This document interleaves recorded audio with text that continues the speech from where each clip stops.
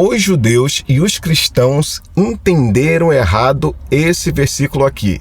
Se você quer saber do que se trata o assunto, fique comigo até o final, porque o assunto de hoje é polêmico demais.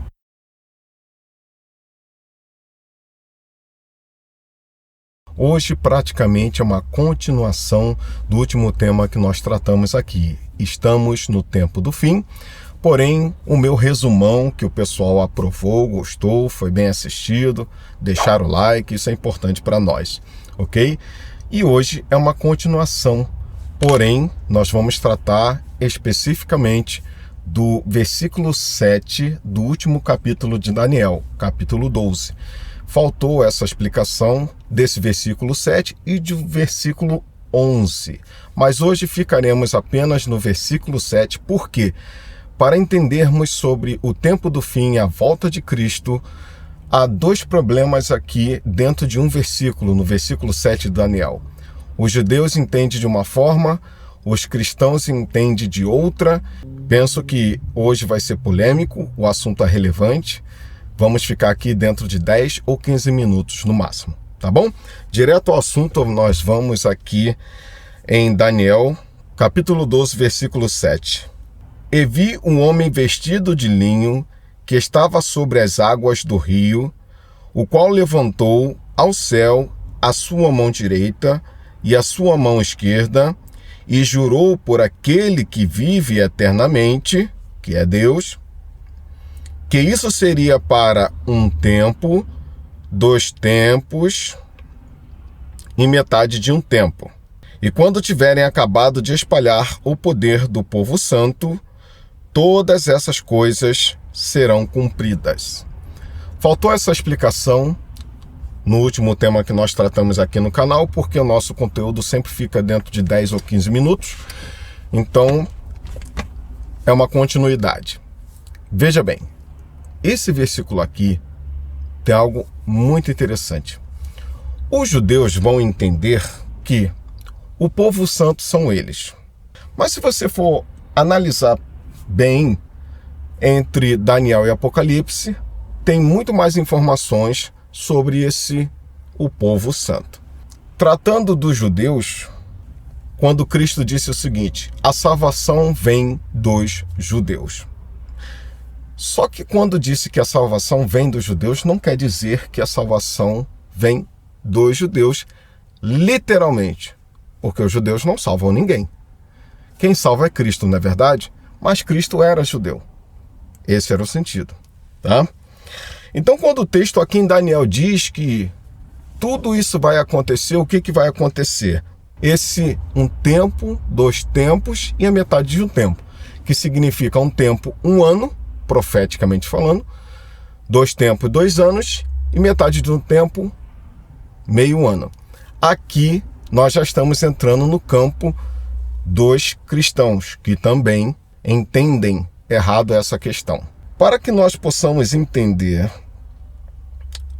o que significa isso, o poder do povo santo, nós precisamos ir para Apocalipse para tirar esse mal entendido e, de fato, entendermos o que significa essa proposta desse versículo. Vamos lá?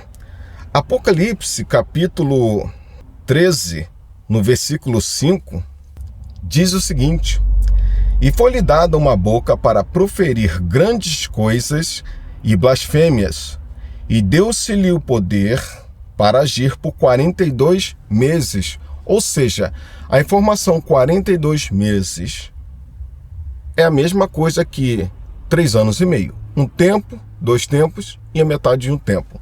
Que significa 1260 dias. Tá? No versículo 7 vai dizer o seguinte: e foi-lhe permitido fazer guerra aos santos e vencê-los, e deu-se-lhe o poder sobre toda tribo e língua e nação. Aqui já é um contexto que tanto aconteceu na era medieval e quanto que vai acontecer no tempo do fim. Por isso que eu sempre digo, é uma questão de dupla aplicação. Vocês notem aqui que aqui diz a palavra santos. Para explicar melhor, santo significa separado, não quer dizer que tem que ser um judeu, tá? Esse é o ponto de partida. E vocês entendem que a proposta aqui, nessa besta do mar, esse é o contexto da besta do mar. Então vocês veem que vai de encontro com Daniel, capítulo 12, versículo 7, no que diz respeito a perseguir o povo de Deus. Correto? Mais uma vez diz guerra aos santos. O último versículo, tanto do nosso estudo de hoje quanto do capítulo 12, é o versículo 17, diz o seguinte: E o dragão irou-se contra a mulher e foi fazer guerra ao remanescente da sua semente. Aqui não está escrito santo, mas já está escrito o quê? Remanescente. O que isso quer dizer? Quer dizer que o santo é um remanescente. Grave isso, essa informação. Então foi fazer guerra ao remanescente da sua semente, os que guardam os mandamentos de Deus e têm o testemunho de Jesus Cristo. Opa! Aqui nós chegamos no ponto ápice do nosso estudo. E aonde eu vou até deixar aqui o telemóvel aqui de lado, porque de fato aqui nós temos muito o que dizer para dar o desfecho da nossa mensagem. Por isso que eu disse no início do vídeo que os cristãos e os judeus entendem de forma errada. Já está começando a perceber o entendimento deles, de cada um deles. Para os judeus, eles acham que eles são o povo santo. Correto? Mas não tem como ser santo se não tiver o testemunho de Cristo. Aqui os judeus já saem de linha. Então calma aí, o dragão ele se lança, ele persegue o último, o remanescente. Mas quem é um remanescente? Quem é o santo? O santo é aquele que guarda os mandamentos de Deus e tem um testemunho de Cristo. Aqui os judeus já saíram de perseguição. Eles não vão ser perseguidos por causa disso. Nesse contexto de que eles são aqueles que têm o testemunho de Cristo? Não. Agora, aqueles que aceitaram a Cristo, sim, vão ser perseguidos. Entende a divisão aqui na parte dos judeus? Os judeus messiânicos e os judeus não messiânicos. Então fizemos para não ser injusto, fizemos uma boa separação, porque temos os dois movimentos. E para com os cristãos, o que eles entendem errado? Eles entendem errado no seguinte contexto, que eles acreditam no arrebatamento secreto ou antes da tribulação. Eles acreditam que a igreja vai subir antes de ser perseguida. Aqui está um versículo do capítulo 12 de Apocalipse que diz que não. Ora, se o remanescente é a cereja do bolo, é o último povo de Deus na terra, quem acha que vai subir antes, então está se declarando melhor do que os santos. A verdade seja dita. Não, eu vou subir antes de que a igreja seja perseguida. Não tem coerência dentro do livro de Daniel e nem do livro de Apocalipse. Então perceberam aqui o engodo diante de nós.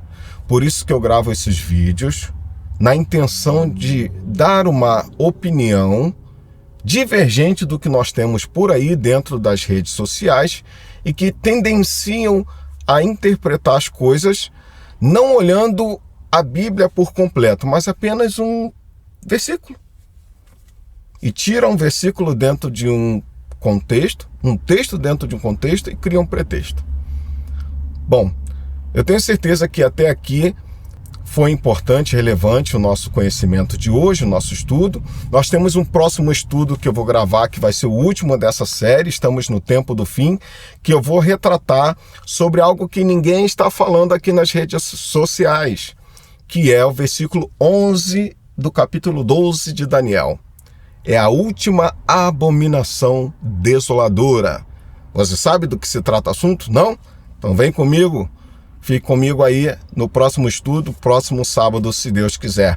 Aquele like eu peço para que o YouTube entenda que o nosso trabalho é relevante, para combater justamente aquelas pessoas que não gostaram do assunto e vão deixar o dislike. Então a gente precisa trazer esse equilíbrio. Esse equilíbrio é com a sua ajuda, a sua participação, deixando aquele like aqui no nosso canal. E, se possível, compartilhe também, tá bom? Que Deus te abençoe, te guarde, fique com Deus e até o próximo sábado, se Deus quiser. Tchau, tchau!